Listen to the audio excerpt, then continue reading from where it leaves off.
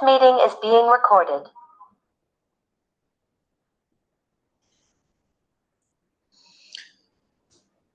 Okay, Professor Salvatore.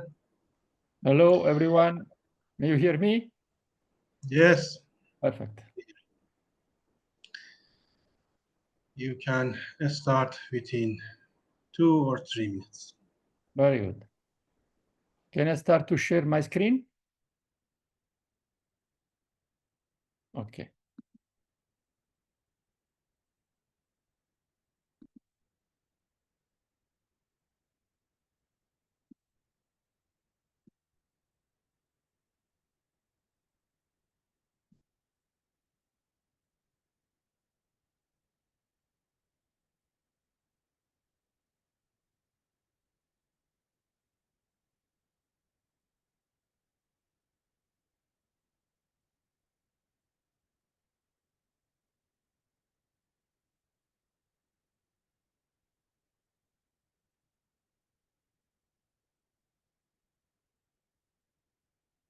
Can you see my screen?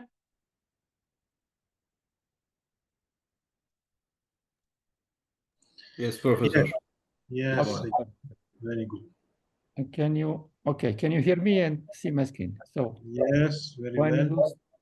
you give me the start, I will start.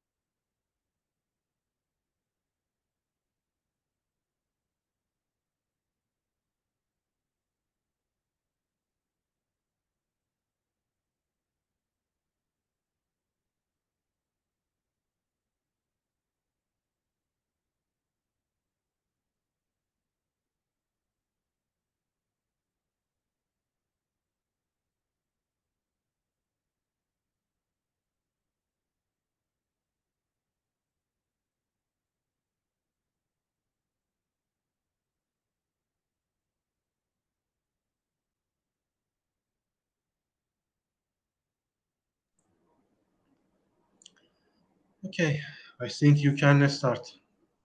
Thank you. Okay. So may you see me? May you hear me, please? Yes, we hear you. I will go.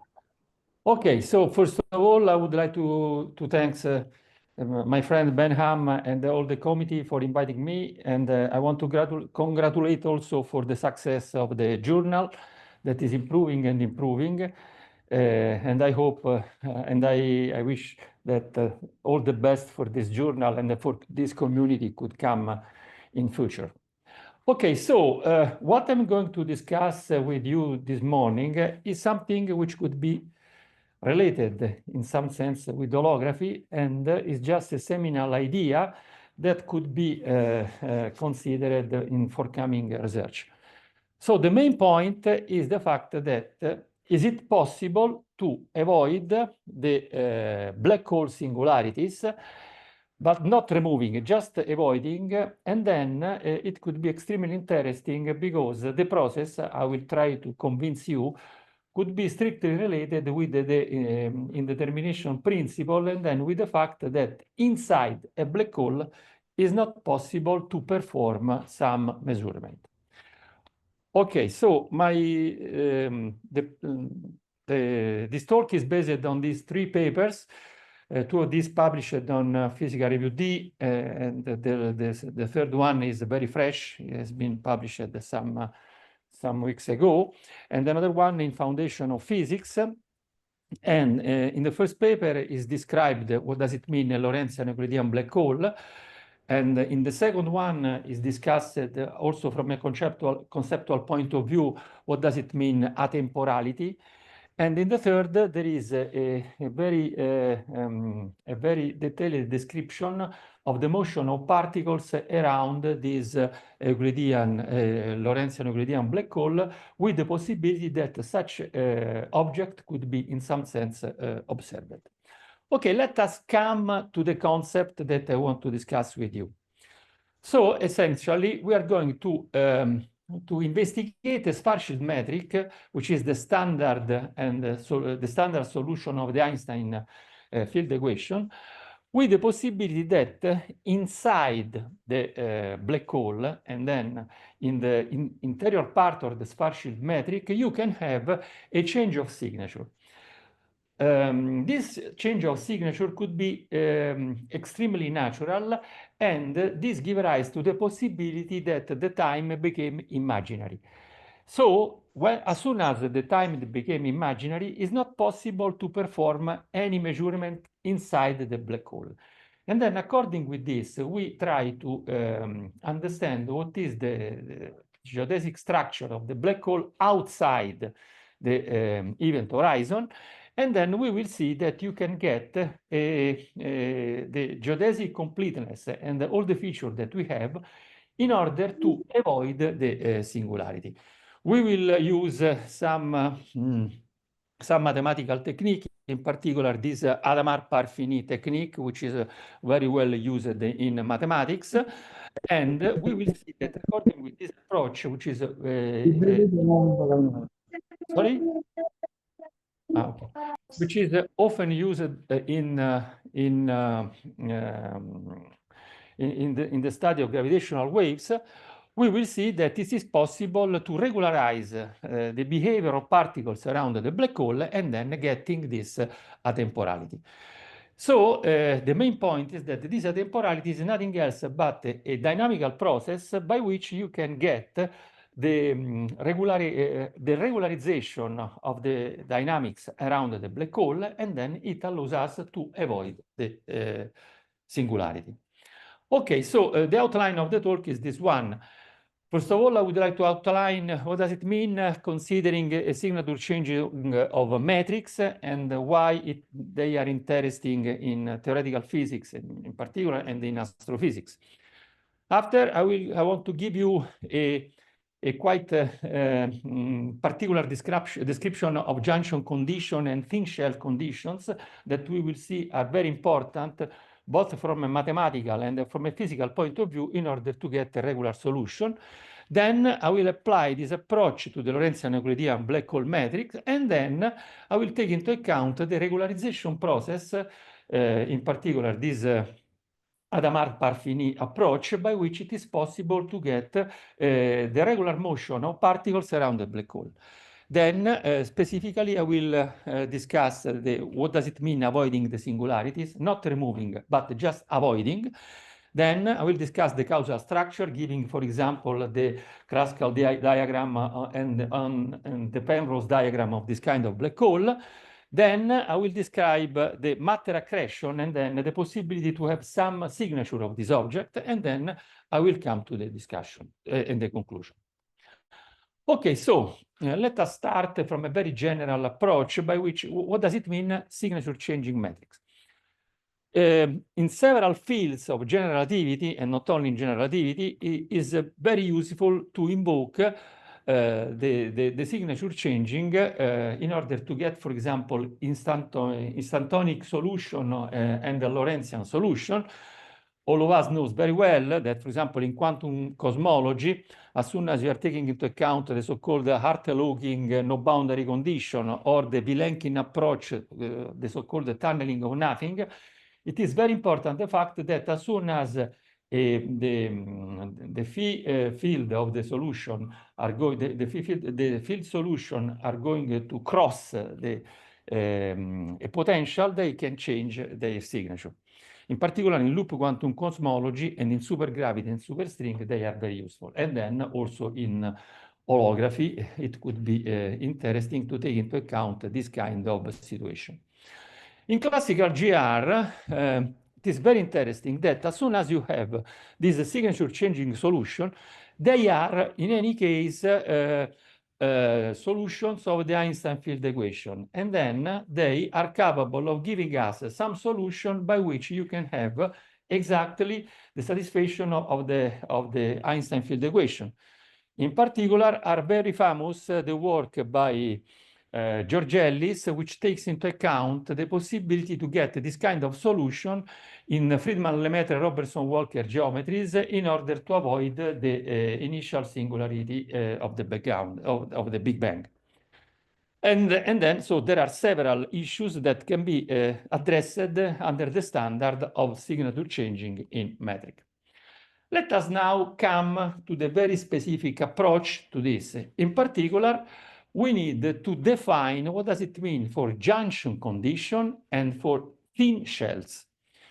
Joining, if we are going to join two metric at a common boundary, which is dividing the space-time in two distinct regions, this approach has been very well developed by the Israel Barrabes formalism. There are several papers on this, in which metric are considering across a given time-like or space-like surface, and then you have to take into account a metric which, according with the step function, change its signature crossing this kind of surface. In particular, in order to define this condition, what we need that, for example, according to the fact that you have two quantities, in particular these F quantities, the jump discontinuity at any tensorial quantity F across sigma should behave in such a way. So in some sense, crossing the surface, immediately you need that your quantity has to become equal to 0. And we will see that this will be very important in order to get the possibility to have real-time solution and imaginary time solutions.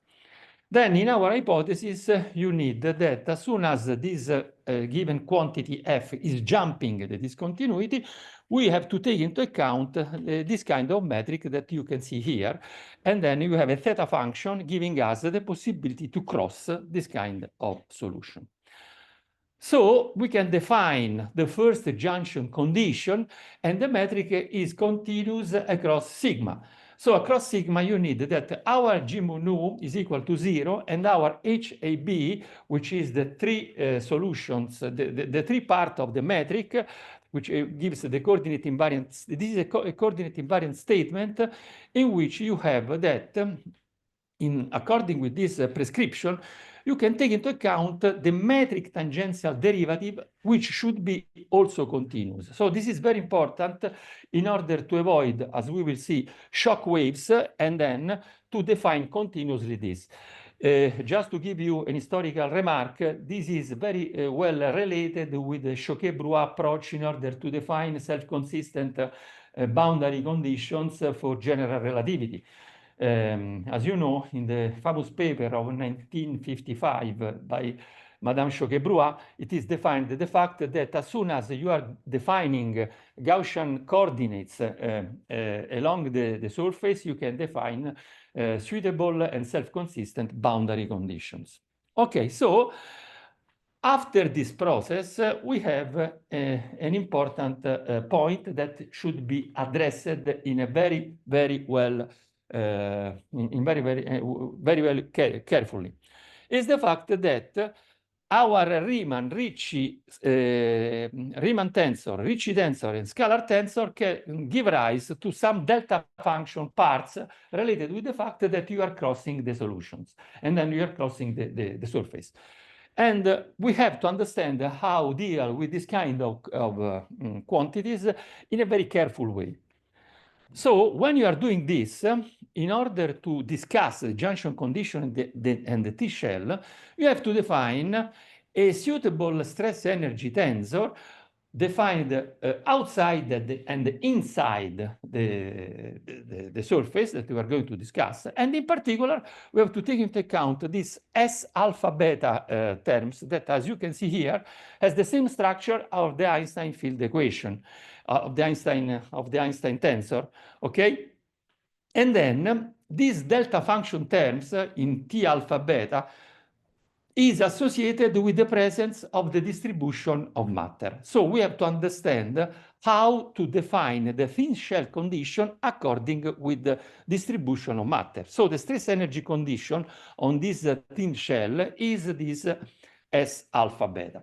So the details of this calculation are into the papers, in particular in the first papers, where we give a very detailed discussion of all this technique. When we are doing this, in order to consider the jump discontinuity and the extrinsic curvature, we can relate the stress energy tensor that we have suitably described with the fact that you can take into account the extrinsic curvature tensor. So the extrinsic curvature tensor gives rise immediately to the second junction condition by requiring that K AB is equal to 0, and then this implies that also the A that we defined before, related with the Riemann tensor, could be set equal to 0. So the junction condition, if the junction conditions are satisfied, the two metrics, G mu nu plus and minus, could be joined smoothly through sigma. And we will see that this mathematical requirement is extremely important from a physical point of view. Why it is important?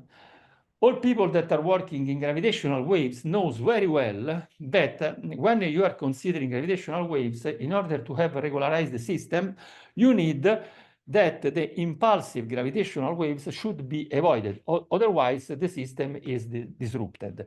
And people which are working in the multi-messenger astrophysics know very well this kind of problem. So, from a genuine mathematical point of view, this means that we have to take into account the possibility to discuss the Dirac delta singularities according with this kind of prescription.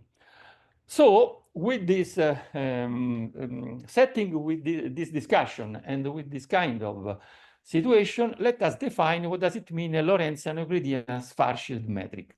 So Lorentzian-Euclidean Schwarzschild metric is nothing else but a general case, a generalized case of the standard Schwarzschild metric, in which we take into account a sign function epsilon and a step function, which can be defined in such a way. This is extremely interesting, the fact that this kind of solution are perfectly compatible with the Einstein field equations. And then it means that it seems that the Einstein field equation don't care about the topology change, because in this case, as you can see, you have a change in topology in passing from epsilon equal to 1 to epsilon equal to -1. So, according with this, the structure of our space-time is this one. You can have a Lorentzian signature as soon as your coordinate radius is larger than the Schwarzschild radius. However, here we are considering physical units, and then 2m means 2gm over c squared. You have that the metric degenerates as soon as your R is equal to 2m, then when you are on the boundary condition, and then when you are on the event horizon, and then it became negative as soon as you are considering an Euclidean structure. So the Euclidean structure means that you can have nothing else but an ultra-hyperbolic signature, which is this one. So in changing from an hyperbolic signature to an ultra-hyperbolic signature, you can have that the change surface give rise to this kind of phenomenology. However, clearly, metric and derivatives are discontinuous across the change surface, and then you have to take into account this kind of situation.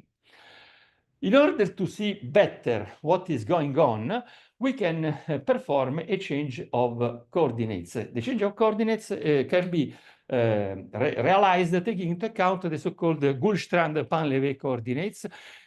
What is the interesting approach of this kind of coordinate? Is the fact that you can see that the pathology is immediately derived as soon as epsilon is equal to 0, and then the metric degenerates as soon as you are reaching the pathological solution, the pathological surface R equal to 2m. So this is, you can figure out your change of coordinates according with this metric. When you are doing this, you need to perform a regularization process. And then in the regularization process, we have to take into account the junction condition that we mentioned before. And then we have to understand how take into account the contribution of the Dirac delta which arise in the Riemann tensor and in the other curvature quantities. So, in order to perform a regularization scheme, we have to understand how to deal with linear and quadratic terms in this epsilon, and then we have to define a Dirac delta function, delta r minus 2m, in the Riemann tensor. So all this mathematics is going to guarantee the possibility that your approach is mathematically correct and consistent. When we do this, in order to get this kind of approximation, can be realized with some suitable form of epsilon. Please remember that this is a class of solution. So according with this, you can take into account some regularization process, and as soon as you can see the critical parameter is rho over m squared, and then according with this you can try how you can test the step function around the surface that you are taking into account. Here there is another approach, and we will see in a moment that our regularization scheme require that this key parameter has to be larger than 1. But these are mathematical details well discussed into the paper.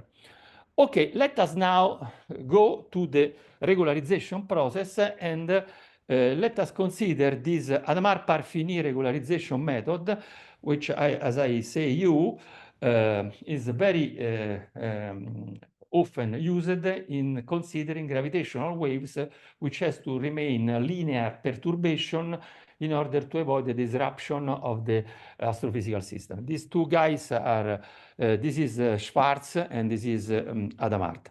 Okay, so the important point is that taking into account that delta x over x modulus n is equal to 0, and then according with this, let us try to see how to deal with our system. So in particular, this is a summary of the regularization process. We can take into account a function f, which is a function of this xi, which diverge at a given point. This is very general, which is equal to 0. And then you can develop this kind of function as a series.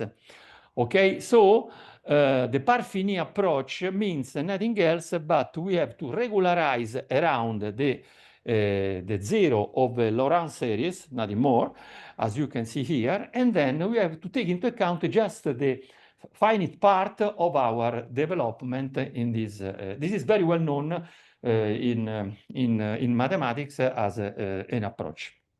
When you do this, immediately you get that as soon as you have a delta function, immediately integrating over this function and the delta, you get this kind of solution. And we will see that developing this approach all over the Riemann components, the Riemann tensor components, we will get a finite results.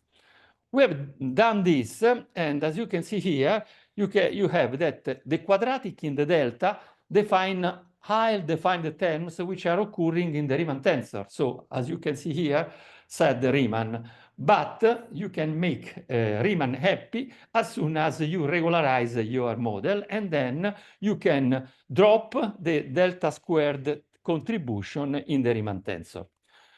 This is essentially the regularization. You can take any of the component of the Riemann tensor developed according to the Goldstrand-Painlevé coordinates that I mentioned before. You can apply the standard regularization approach that we have seen with the Parfini alla Hadamard, essentially, taking into account the Hadamard prescription that you can see here, and then you say you can get, at the end of this very cumbersome process, it is a big algebra, but is very effective.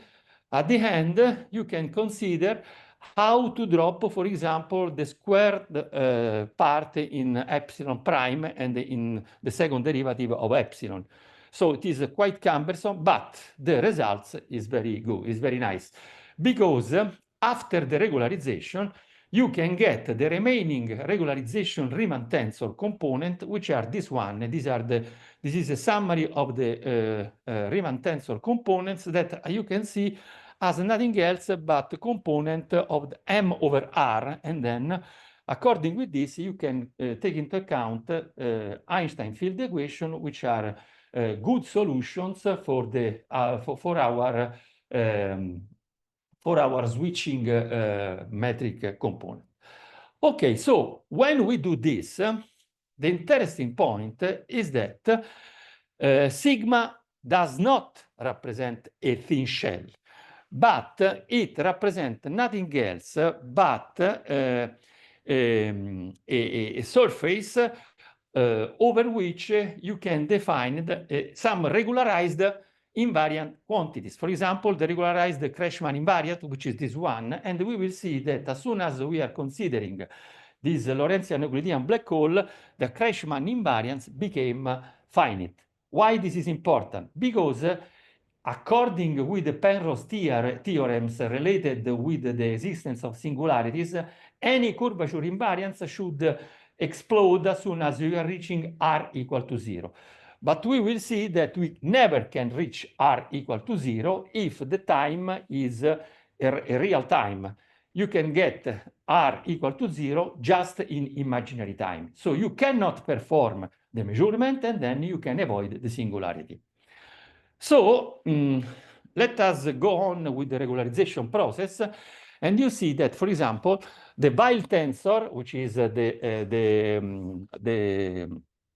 part of the Riemann tensor out of the trace, in this sense, is regular. Why? Because no impulsive gravitational waves are obtained, and the Lorentzian-Euclidean Schwarzschild metric is a valid signature changing solution, at least in the vacuum field equation. Because we are considering the Lorentzian region of our metric. If you do this, immediately what you can do? You can avoid the singularity, setting up our Schwarzschild coordinates. Let us come back to our coordinates. And then, in order to test this kind of object, let us consider a body that radially is approaching the Lorentzian-Euclidean black hole. So this is an important point, in my opinion, because in order to test this mathematical object, you have to understand how geodesics or falling body are approaching the solution. If you do this, immediately you get that, imagine that you take into account an observer which starts at finite distance, r larger than 2m, and then consider very straightforwardly a radial variable via this kind of relation. You can find out this kind of formalism in the Chandrasekhar book on the black hole. So the two equations which are governing the infalling radiation geodesics, the time part and the radial part of this infalling geodesics can be derived in this way. And as you can see here, you have the epsilon parameters, which say us when you are changing the solution. Along this, you can define an affine parameter. This sigma is an affine parameters. And then immediately you see that as soon as R is less than 2m, immediately you get that the object obtain imaginary value. On the other hand, the radial velocity vanishes at r equal to 2m. So imagine that you have a falling body towards the object, toward this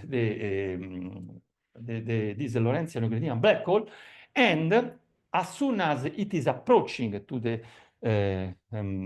singular, to the event horizon, its velocity is going to 0. So this is extremely interesting because in some sense, the same situation that you have for proper time, you have also for coordinate time. While in standard Schwarzschild solutions, you have that an observer which is looking at the falling body from infinite, it takes an infinite time in order to reach the surface, while the proper observer is reaching the surface in a finite time. So in some sense, it can enter into the Schwarzschild horizon. So this is essentially what is going on. So an observer in radial free fall takes an infinite amount of proper time to stop at the event horizon. So in order to arrive to the event horizon, it takes an infinite amount of time, and asymptotically it stops because its velocity goes to zero. We can do, this is extremely interesting, as I said before, because the observer in the radial free fall takes an infinite amount of time to stop at the event horizon, also from the point of view of an observer which is stationed at infinite. So this means that both the proper observer and the coordinate observer looks perceive and looks at the same dynamics. But you can say, okay, but this is a geodesic observer. Let us try to see what is going on when you have any accelerated motion. If you take into account any accelerated motion and you perform exactly the same calculation, also in this case, you have exactly the same situation. So also in this case, the trajectory begin at rest from a large distance from the black hole, and you can see immediately that it is working. So when you are considering this, you can have a radial velocity, which is this one, and the forward velocity is vanishing at the horizon, and then it became imaginary inside it. And this is the differential equation from the proper time. All this immediately say us that also any accelerated observer, not only a geodesic observer, takes an infinite amount of proper time to stop at the event horizon. Okay, so let us now, what does it mean avoiding the singularity? Because you can say, okay, but this works for a time-like observer, and then from a time-like particles, which are massive for a massive particle. But this kind of situation works exactly also for null geodesics. And we will see that this is very, very important, because this could give us the signature of this kind of object. So let us do exactly the same exercise that you can do to your students in a standard course for general relativity. And then let us go on with the standard calculation. The calculation is how to calculate a null geodesics around a black hole. You do the calculation and you get immediately two constants of motion, as it has to be, one related with energy and the other one related with the angular momentum of the object that you are taking into account. These are the very straightforward calculation. When you do this, immediately you have that omega means that you can conserve the photon energy, and L can conserve the angular momentum. So this is extremely important for what is going on, because in order to avoid that this particle is entering the black hole, they can accumulate around the event horizon. And we will see that this could be the feature that give a signature for this kind of objects. So, in some sense, photon asymptotically stop at the event horizon. But this means nothing, because a photon cannot stop. So the only possibility that we are going to discuss, and we are now considering this from a quantum point of view, because from a quantum point of view, this could give us really the difference, is this. Imagine that you have a radially falling photon. This photon is approaching to the singularity, so it can have two kinds of situations. One, the photon is going to stop, but a photon at rest means nothing from a physical point of view, while the photon can switch and try and then circulate around the horizon and then accumulate around the horizon. And as you can see, the accretion disk and, for example, the event horizon telescope situation could be addressed in this kind of formalism. What we have done further, we have investigated the causal structure of these objects, and then this is the Kruskal diagram. As you can see here, you have that from a regular from a time defined as a regular time, and then as a time defined not imaginary, you can have that the allowed solution, the allowed region are the first and the third. So this yellow line that you can see means that there is an ingoing radial null geodesics which asymptotically is approaching the event horizon. So the causal structure is in some sense consistent with the picture that we are discussing. We have done the same with the Finkelstein diagrams, and you can have that the red lines are the infalling radial null geodesics, while the blue one are the infalling radial null geodesics in both cases. As you can see here, you can have that both ingoing and outgoing light curves are unable to cross the future and the past black hole event horizon. So this means essentially that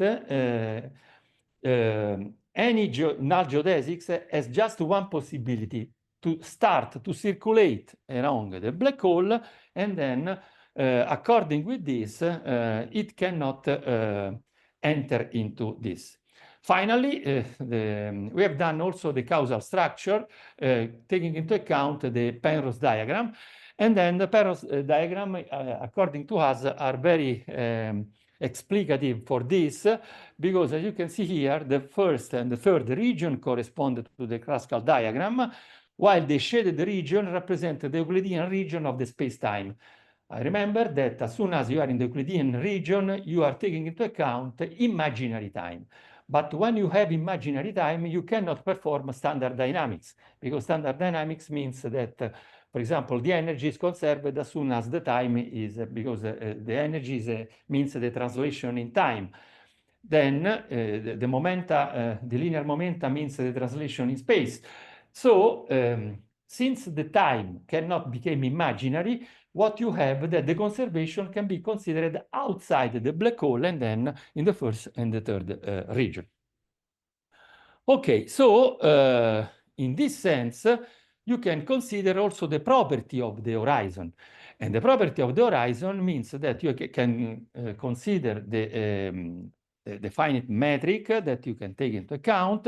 You can define the surface according with this statement, and then you can state from a physical point of view that r equal to 2m is a point of no return, which slightly is a different nuance than in Einstein gravity, because in Einstein gravity you can cross the event horizon. In this case, it seems that the solutions are so that you cannot enter in, but in order to preserve conservation laws, these are nothing else but Noether, this is nothing else but the Noether theorem. In order to preserve the amount of light and particles which are arriving on the black hole, they accumulate around the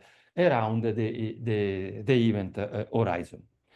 So you can do this in detail, taking into account the matter accretion. The matter accretion could be extremely interesting because, as you know, you can test a black hole taking into account the accretion disk around it.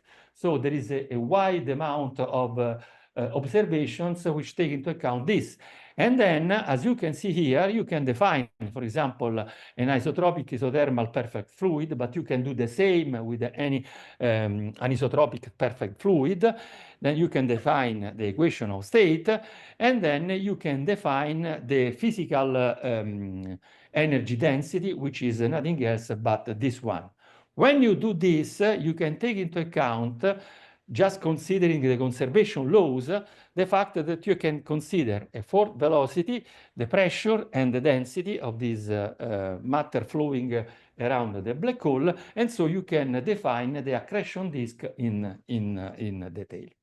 Okay, so according with this all this picture, what we have done, we have considered this structure we are considering the singularity. The singularity, I remember, is when the coordinate radius is equal to 2m. But with this technique, we avoid the possibility that the object arrive with to r equal to 0. I want to say you a very important difference with respect to the standard structure of a black hole. If you consider standard Schwarzschild, you have to switch the time-like cone with the space-like cone as soon as you are crossing the singularity.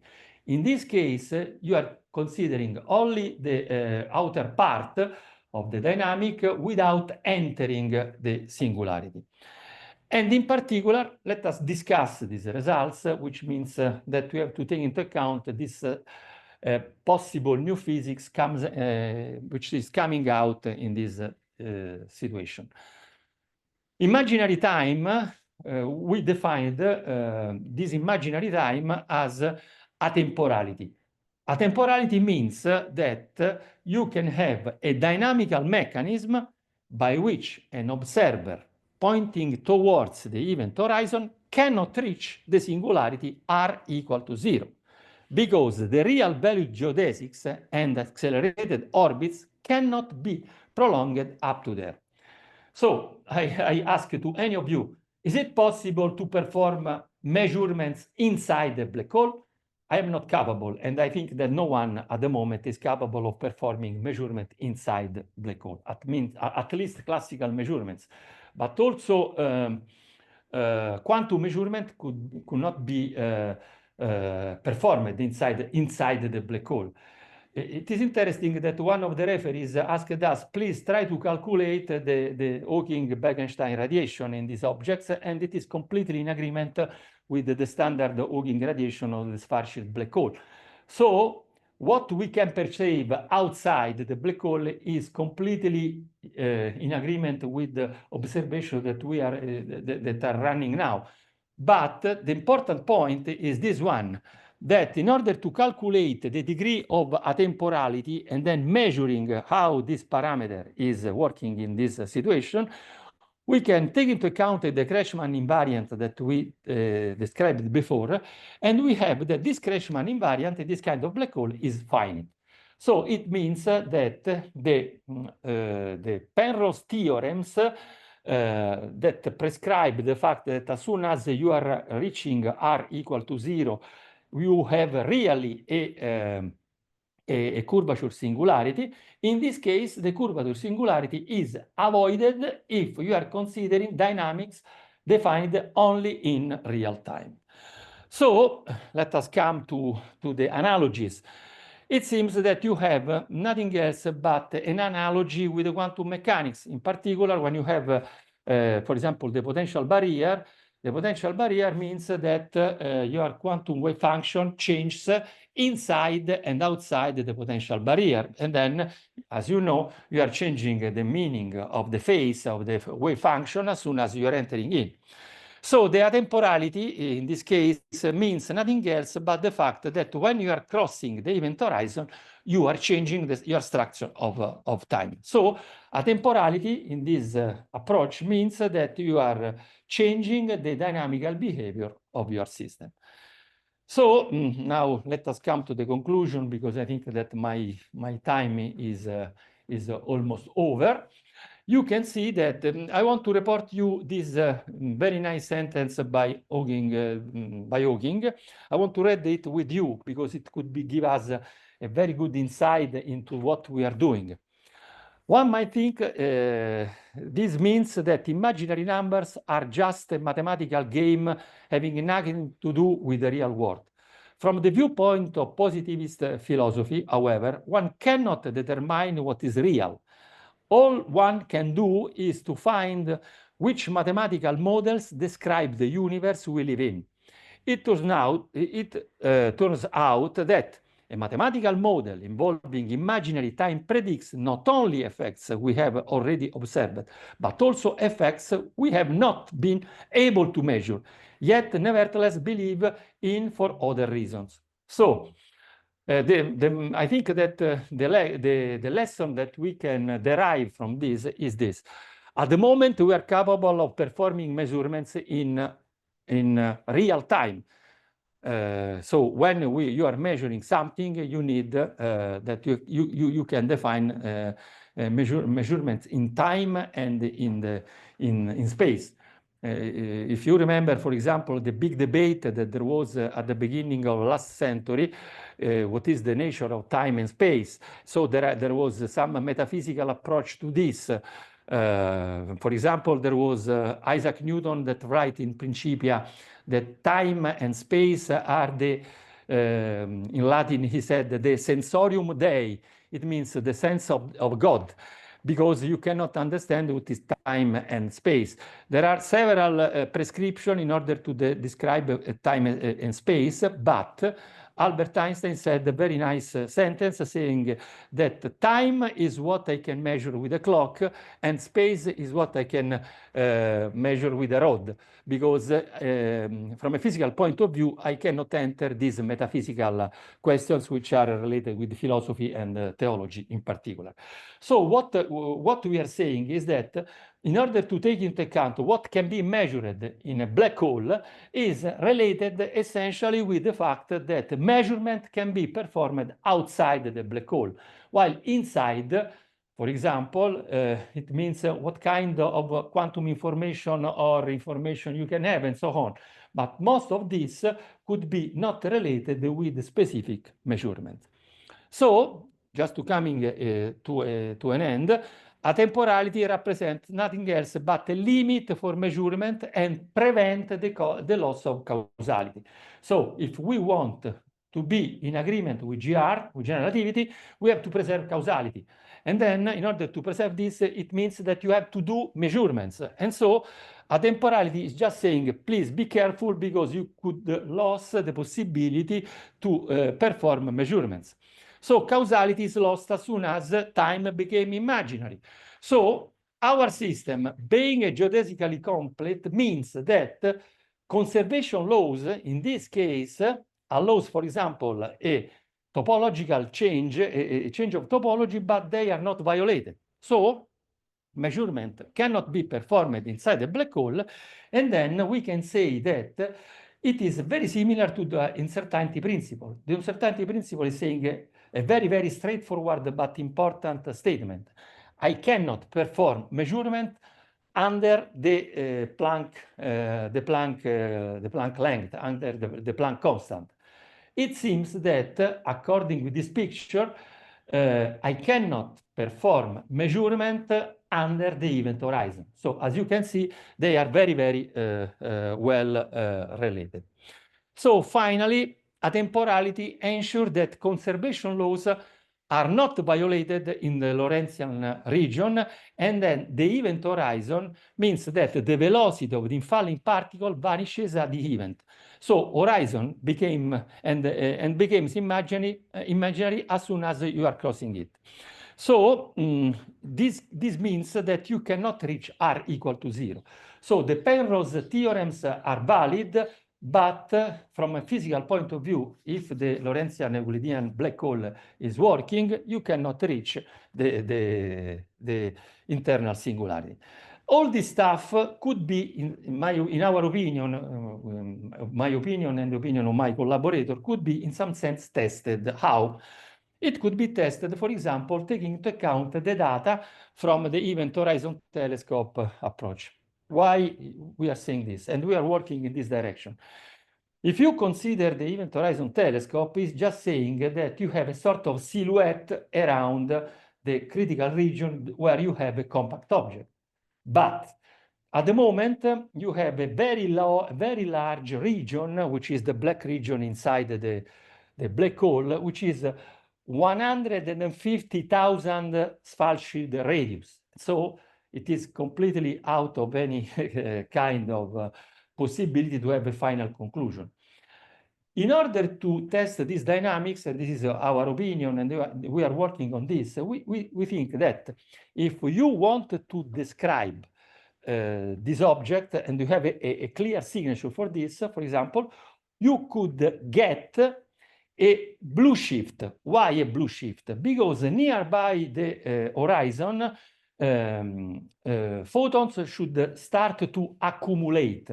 So outside everything is regular, like in a standard sparse-field solution, while nearby the solutions, the singularity, you can have the fact that you are accreting the number of photons could improve the energy, and then according with this could be related with the fact that in order to distinguishing between a standard black hole and an Euclidean black hole, Euclidean Lorentzian black hole, you can have that this kind of solutions could give rise to an accumulation of photons, and this accumulation of photons could be related with the blue shift and then with some ultraviolet process in which energy is going to be accumulated. I want to say, just to conclude, that all the calculations that I presented here are classical calculation, and all the quantum counterpart of this approach has to be developed, and we are working in this direction. Furthermore, this is a toy model because we just considered a sparse black hole, but we have to develop this kind of approach with for example, with a Kerr black hole or some rotating black hole. But calculations are very cumbersome, but we are working in this direction.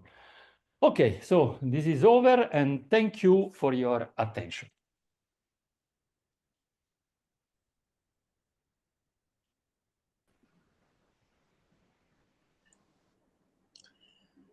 Thank you. Very nice talk.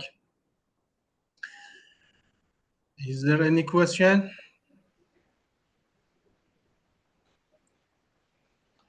There is by Izet a question.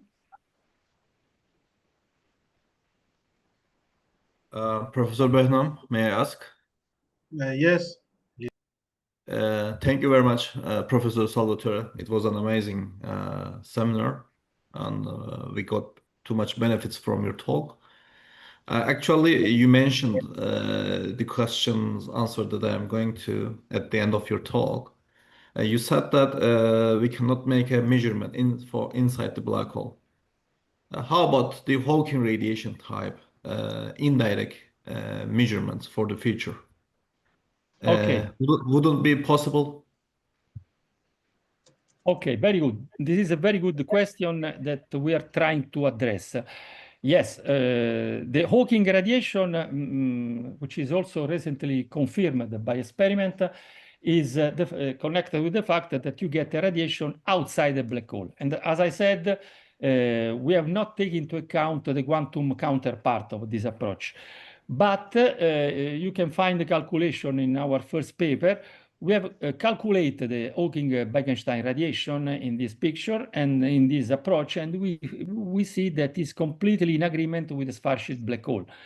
So very concretely, you need that taking into account the quantum counterpart, in that case, very likely we have to understand if the measurements are possible or not. But from a classical point of view, I think that there is no chance to get measurement inside the black hole. By the way, the Hawking radiation is in any case something which is delivered outside the black hole. And so you have that some quantum particle give rise to a temperature, give rise to some phenomenon, but all of them are outside the black hole. So I think that the quantum, I have in mind that in order to describe correctly this approach, we should take into account something as the quantum tunneling that you have in quantum physics. For example, when you have a potential barrier, I think that in that case you can deal with this kind of object as in the case of potential barrier. But as I said, a quantum description of all this stuff are working in progress. But what I can say with this kind of results, it seems that the Hawking radiation is in agreement with these objects. I hope to have answered your question. Okay, thank you. Thank you very much. Welcome. Thank you. Any other question?